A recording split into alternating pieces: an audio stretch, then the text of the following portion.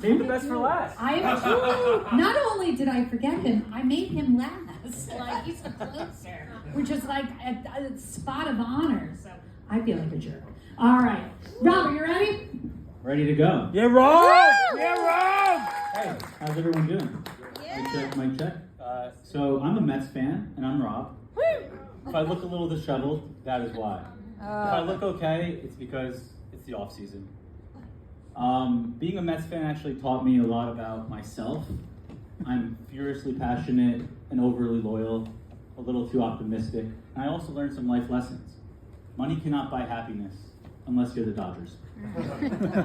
The Mets spent all the money in the world, giving the largest history in the contract of sports to Juan Soto to not even make the playoffs. I realized being a Mets fan is riding King Ka, the highest of highs, the lowest of lows, with sheer demolition at the end. I want to tell you a little bit more about myself. I'm half Brazilian, even though I look more like half IT guy. But I didn't really grow up in that culture. I grew up in white middle-class America here in New Jersey because my father abandoned me. And, yeah, so we didn't really know much about what it's like to be Brazilian. If I needed to order rice and beans at 6 years old, I would have needed a translator.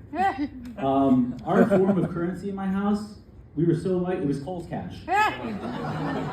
And growing up, don't even get me started on the food. It was so bland. We did not even know what spices were. Salt, pepper, and paprika, I learned about in Blue's Clues. So now that I'm older, I try to embrace that Latino side of me, that little flair I have. And I start to introduce myself. Oh, I'm Rob, I'm from New Jersey, but I also lived in Brazil. I have family there. Recently, my wife and I, we were on our honeymoon, and we met this lovely couple at Sandals.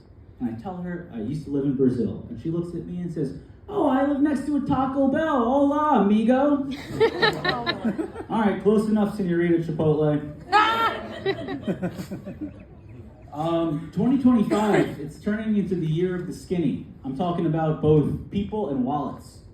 With the real life Hunger Games coming up here, I figured it's about time for me to drop 20 pounds. I started to think about how am I going to do that?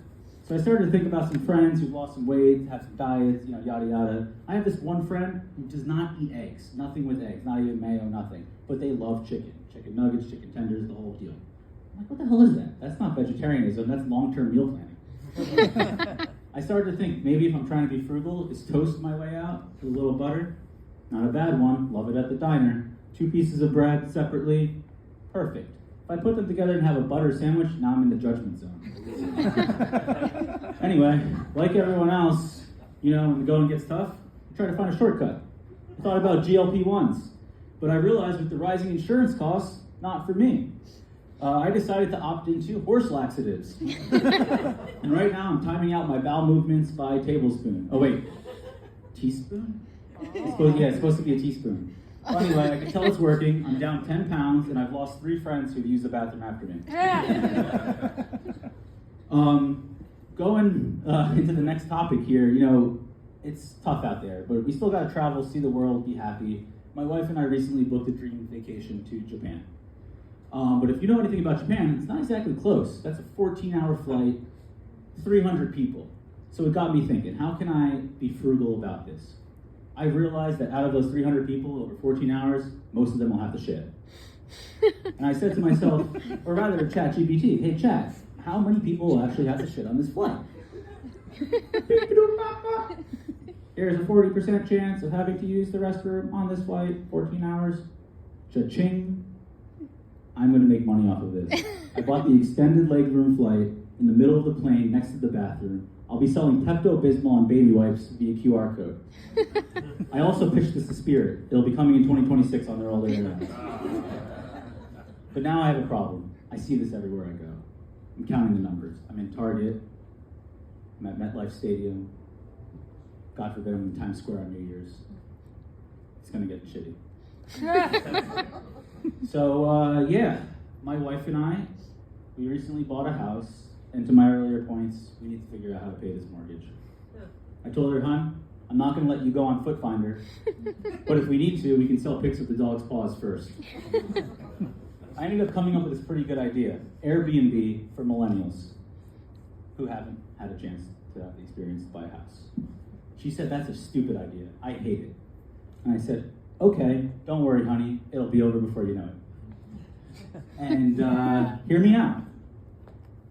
6-hour immersive experience, $50. We'll call it try before you cry. Come into my house, grab a poppy from my fridge, chat it up with Alexa, ask her to play a little song, see what she does. She'll probably ignore you like my wife does. Take a moment, sign your whole life savings away on this fake mortgage document. You have an opportunity to take my dog in the yard, play with him, a little fetch. He won't bite, but he also might not listen. If you're really feeling yourself, talk to my neighbor's contractor about politics. He loves to talk about that. He could even teach you how to build a wall. Not that one.